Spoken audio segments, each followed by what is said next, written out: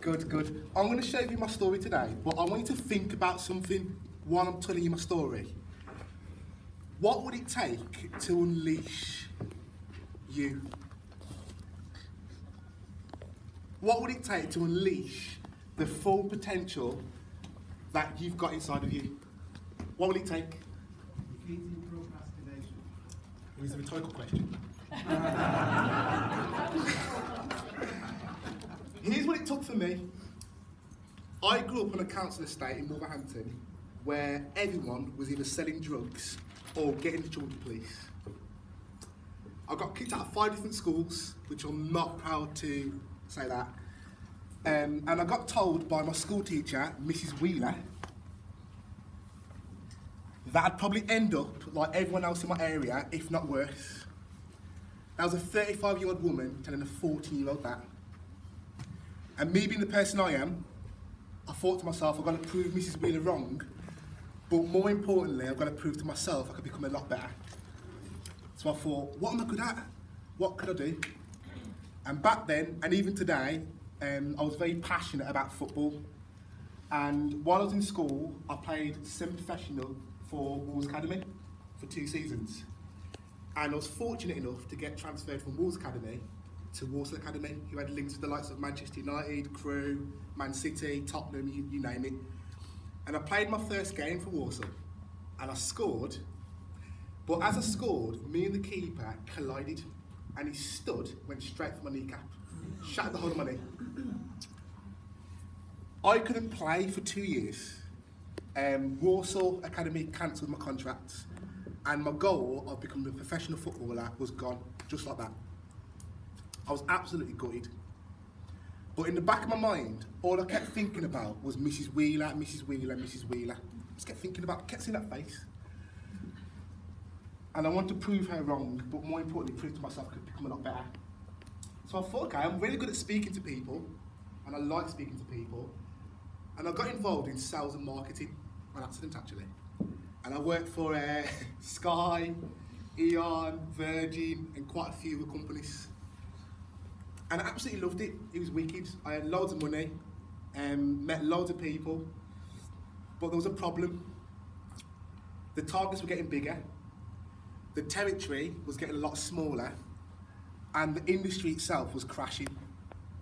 And that's when I found Utility Warehouse, when I was knocking on doors, working for Eon. I knocked on someone's door on accident for Eon, and I gave him the best presentation to try and sign him up as a customer for Eon. And when I finished my presentation, he smiled at me, looked me up and down, and asked me to come in. And back then, I know it's going to sound really, really like random, but if you was a salesperson and you knocked a black guy's door and you can get him to sign up as a customer for anything, you was doing really well because they were so stubborn. You'd never get him to sign up for anything. I was like, yes, I've got a sale. So took my shoes off, got comfortable in his house and everything, and ready to sign up as a customer. And then he said to me, by the way, Dan, I'm not going to become a customer, but have a look at this DVD. And I was like, what the heck, man? I didn't come here for that. So anyway, I watched this DVD about Utility Warehouse, and I was shocked. You know what I mean? I never heard of passive income before, and I loved the fact that you could do the work once and get paid over and over again, and it really excited me. So as you do, I took the DVD back to my manager at Eon, as we do. Really excited and enthusiastic and all the rest of it. And he told me it was a scam, it was a pyramid, that these kind of things don't work. And unfortunately, I made the simple error in judgment of listening to him. And a top tip for many of the people in the room that I knew especially is you'll have dream stealers, you'll have people tell you it won't work, but don't let anybody steal your vision, because not all advice that you get is the best advice. So anyway, a few years went by, and my dad became a partner and he became a customer as well, and that's when I started Utility Warehouse at the age of 22. And I got something to share with you. In my first 12 months, I got 50,000 group customers, I got 300 distributors. Every single person that I got in front of, they were begging me to sign up as a double, daffy, waffy, gold customer with 4 cashback cards. No, Nah. My first 3 months in the business, I didn't get off to a good start. I gathered 4 customers in 3 months. I missed all my fast start bonuses. I didn't plug into the trainings, and I didn't follow the system that worked because I thought that I didn't need to do anything like that. I thought I was bigger than the system for some strange reason. Another thing I didn't believe in was going to major events, and after a month of pestering me, my uplines kept bugging me to go to this event called Express Day. So I went along to shut them up. And I was amazed, I was shocked, because I saw people just like me and you, average people like us, walking across that stage, getting recognised for doing consistent effort over a long period of time. For doing consistent effort over a long period of time. And I sat there in Block D, and I thought to myself, why not me? Why not me? There was nothing special about any of them that walked across that stage. Nothing at all. And that's when I started taking my utility warehouse business very, very seriously.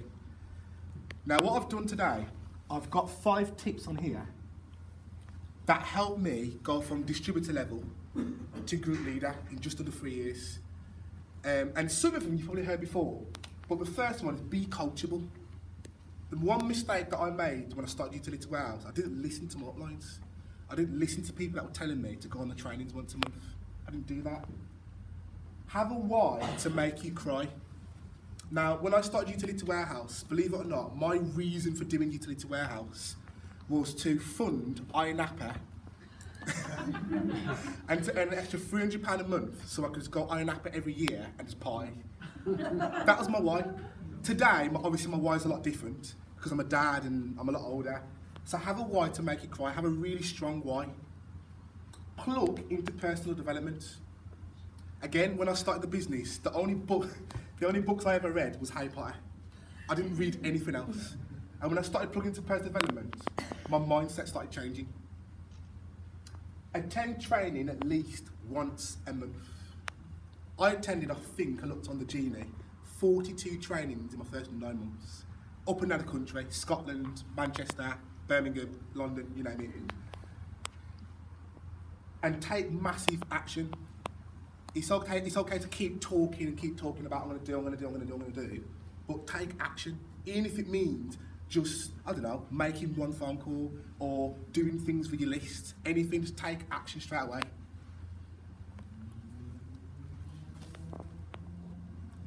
This is some of the stuff that the business has done for me in the last 12 months. That's my daughter, that's Mila. She's 1.5 now. And God forbid, if anything happened to me, touch wood, tomorrow, because of the hard work I've done over the last 5.5 years, 6 years, I'm actually sorted for life. How many of you guys in the room have got kids that would like to be in a position where your kids are sorted for life? How powerful is that? For my mum's 50th birthday this year, I bought her a car and I surprised her on her 50th birthday and bought her a car for her birthday. I got a video. Oh, no, wrong one. No pressure.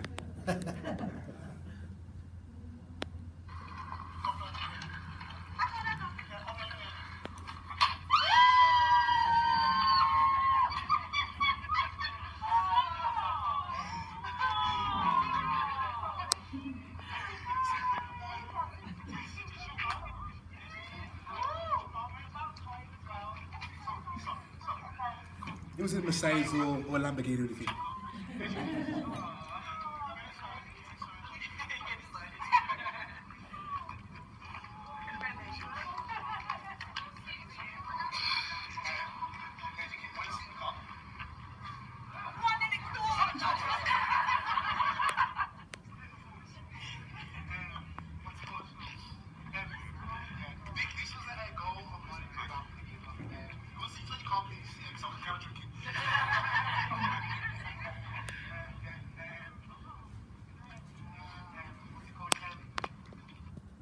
I'm so nervous. Wow.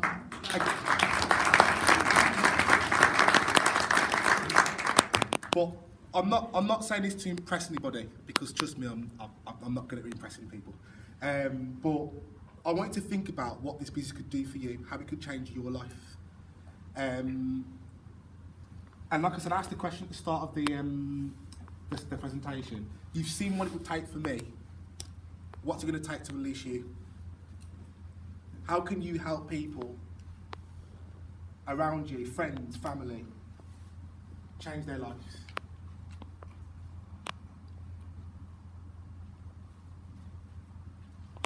And that's my story. Thank you. Anyone with questions?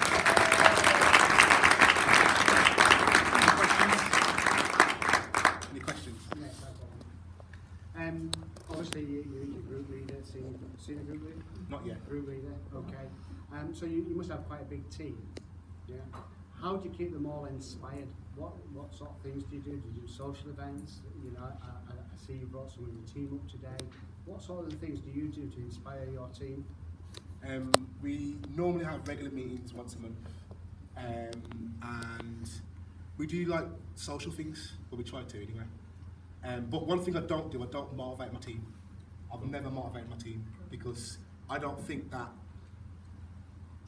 anybody in this room should be motivated by another distributor. I think they should be motivated by themselves. So what I try my best to do is inspire my team. But not, like for example, my uplines don't motivate me. They inspire me, but they've never motivated me. So we've started doing monthly meetings. Some of the team members I've got up north, we've started going out like and doing social events like pizza and stuff like that. And that's it really. Yeah. Chuck. Those monthly meetings that do you have social and team meetings? And if you do have team meetings, what type of team meetings are? What was that question? Sorry, I can't. You have social meetings, you said that, but yeah. Are the monthly meetings purely social, or do you have business meetings as well? And if so, what type of business meetings? So the social meetings are just literally just social. Like not talking about utility hours, just doing things. My team in the Midlands, I haven't started doing that yet, but the team up north, we've started doing like social things like once every 2 months. The stuff that we talk about in our monthly meetings, it varies. I mean, one of the things we've been speaking about recently is neighbour letters. Does anyone do neighbour letters in the room? Oh, wicked. Okay, cool. If it's okay, if we've got enough time, I'll show you some of the stuff that I teach my team on neighbour letters. Because one of the people I brought along today, Chris Holden, how long have you been in this business for now, Chris? Stop recording me.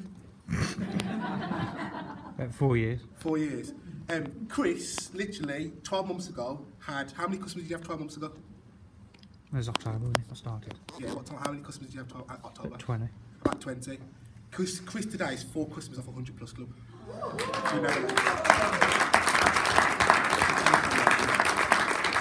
So if it's okay, I'll share just really quickly some stuff in a second after questions. Is that through name letters? Chris? Yeah. Yeah. Yeah, that's all I do now. Yeah. Yeah. So I'll share some stuff in that.